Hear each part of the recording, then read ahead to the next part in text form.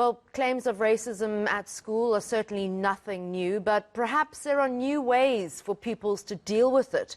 Because we know that violence is just never the answer, with investigations underway as to what exactly happened at Randfontein's Hoërskool Viljoen last Friday.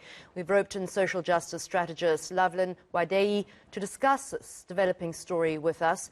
In 2016, Nwadeyi, a Stellenbosch University alumni, was a fierce voice for transformation at the institution, and she joins us now live. Lovelyn, thank you so much for joining us. I was just saying to Viwe, our reporter, perhaps you heard it, that for such horrific incident allegedly to have happened yesterday or the day before between pupils, there must have been other incidents brewing, or there must have been a build-up of tension that I wonder if the school is not perhaps choosing to ignore. And I don't know, but I'm just looking at the broader picture here. Yeah, thanks, Annika. I mean, in preparing for this interview, I actually did a bit of Googling to read up on what has been happening at the school. And I know that details about, the last few days are still a bit sketchy. But when you look at this story holistically, it sounds to me from comments from parents, but even previous news stories, that there is a series of abuses of power, whether it is by teachers, by the school leadership, by other people within the school community. So I came across an incident in 2018. That one was not necessarily racially motivated, but it was an incident of bullying, where a female student actually was abusive towards a younger male student.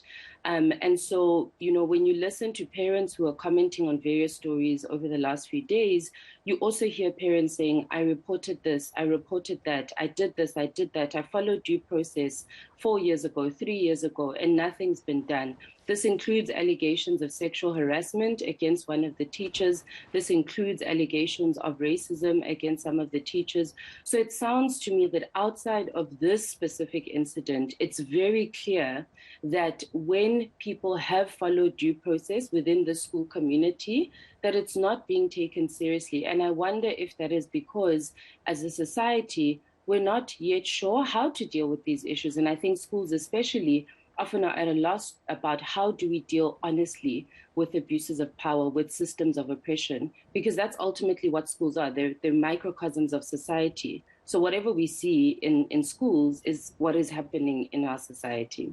That was actually going to bring me to my next question to you, Lovelyn, which is, we are so shocked when we see these incidents happening, but really racism is so insidious and it's everywhere, and we shouldn't really be shocked because it's happening all the time.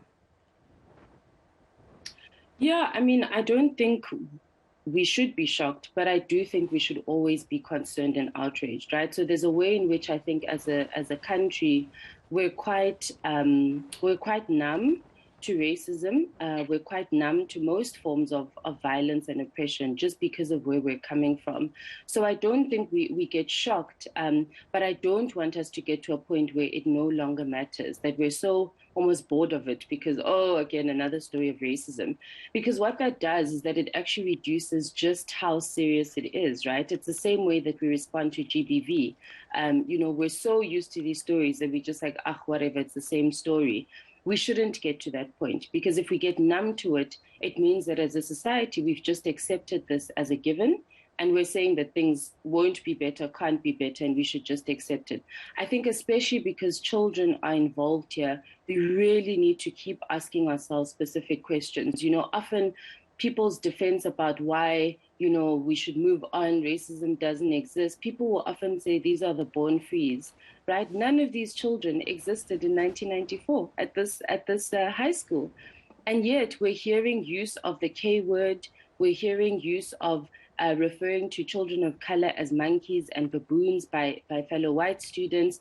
We're hearing that teachers are telling these kids that, they're going to end up working at ShopRite, and there's nothing wrong with working at ShopRite.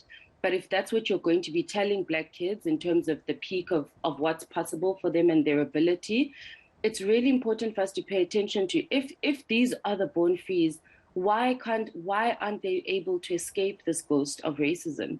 And it's precisely because Racism has nothing to do with an intentional dislike or an intentional hatred for Black people.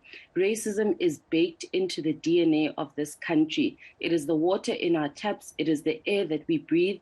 And unless we start having honest conversations about what structural racism looks like in this country, that racism doesn't need a person for it to happen, it's built in our systems. If we're not ready to have that conversation, Annika, you're going to invite me back here 6 months from now, 12 months from now, and we'll keep going round and round in circles because we're not being honest about what the issue actually is in our country.